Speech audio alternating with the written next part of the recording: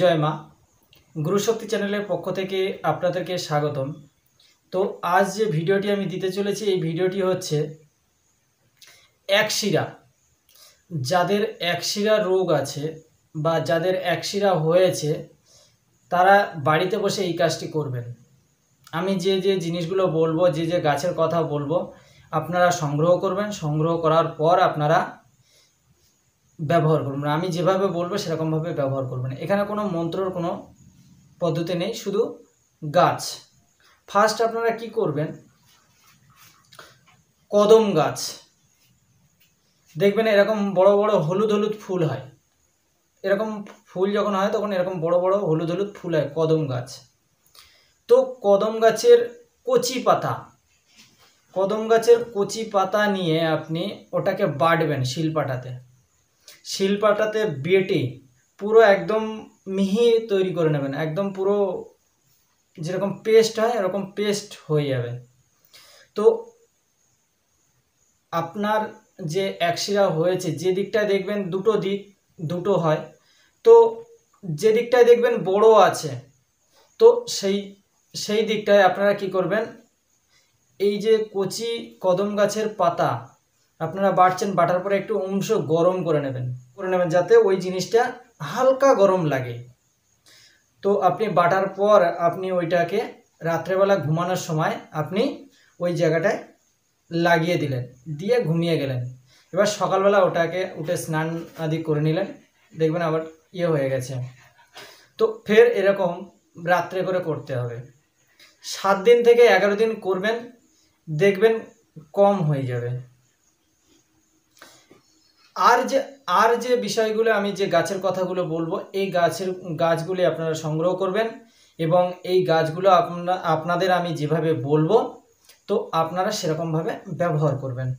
First কি করবেন, যে রুগী আছে, ধরে নিন আপনার কাছে কোনো রুগী এসেছে, না হলে আপনি নিজেই রুগী, তো আমার চ্যানেলে দেখবেন পরশুরামের কাটান দেওয়া আছে, সুদর্শন কাটান দেওয়া আছে, মানে পরশুরাম, সুদর্শন, কুত্রি কাটান। এই কাটানগুলি থেকে যে কোনো একটা মন্ত্র নেবেন, সুদর্শন নেবেন, আপনি নিয়ে ওই মন্ত্র দেখে দেখেই পড়বেন। আর একটা ঘটিতে জল নেবেন, নিয়ে পূর্ব দিকে মুখ করে বসে আপনি ওই একবার মন্ত্র বলবেন, একটি ফু দেবেন। এরকমভাবে 7 বার মন্ত্র বলবে, 7টি ফু দেবেন। 5 বার করতে পারেন, 3 বার করতে পারেন, এটা আপনার খুশি। তো আমি ধরে নিলাম 7 বার, তো 7 বার আপনি মন্ত্রটি পাঠ করলেন। 7 বার মন্ত্র পাঠ করে 7টি ফু দেওয়ার পর আপনি খেলেন। খাবার পর 3 রাস্তাতে যাবেন, না হলে এমনি চলাচল রাস্তাতে যাবেন। সেই রাস্তাতে গিয়ে আপনি স্নান করবেন, পূর্ব দিকে মুখ করে দাঁড়িয়ে স্নান করে নেবেন। স্নান করার পর আপনি বাড়িতে এসে আপনি কাপড় জামা পুরোপুরিভাবে পাল্টে নেবেন। নেওয়ার পর আমি যে গাছের কথা বলছি, এই গাছগুলো আপনি আগে থেকে রেডি করে রাখবেন।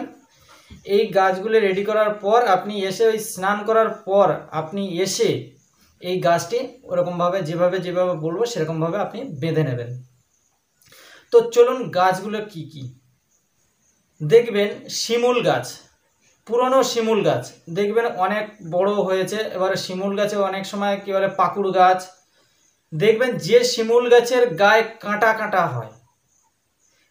দু রকম শিমুল গাছ আছে।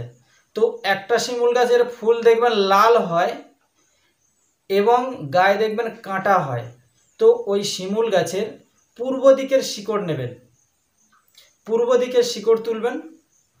আর নেবেন হরিতকি গাছের শিকড় পূর্ব দিকের।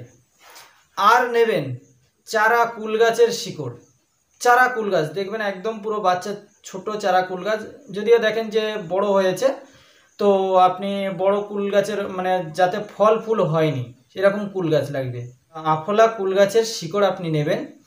নেওয়ার পর এই 3টে শিকড় আপনারা সাদা সুতো দিয়ে বাঁধবেন। সাদা সুতো দিয়ে বাঁধার পরে ঘি, মধু, গঙ্গা জল, দুধ, তুলসী পাতা, দুর্বা ঘাস দিয়ে আপনি ভিজিয়ে নেবেন, মানে শোধন করে নেবেন, ধুয়ে নেবেন।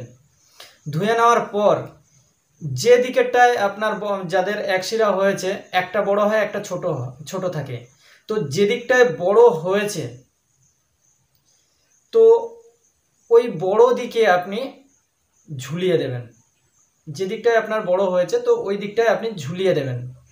আর কি করবেন, একটি হরিতকি মাঝখান থেকে ফুটো করবেন, সুই সুতো দিয়ে বা যে কোনো প্রকারে ফুটো করবেন। ফুটো করার পর আপনার কোমরে যে ঘুমসি আছে ওই ঘুমসির সঙ্গে আপনি পরবেন,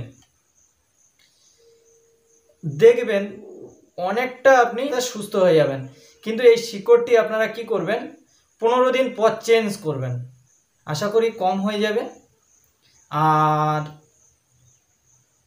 এটা আমি যে দিলাম, আপনারা যারা এই একশিরা সমস্যার মধ্যে আপনারা যারা ভুগছেন, তো আমি যে আজকে গাছের কথা বললাম, যে যে পাতার কথা বললাম, এইগুলো আপনারা একটু কষ্ট করে ব্যবহার করুন, দেখবেন যে অনেকটা উপকার পাবেন।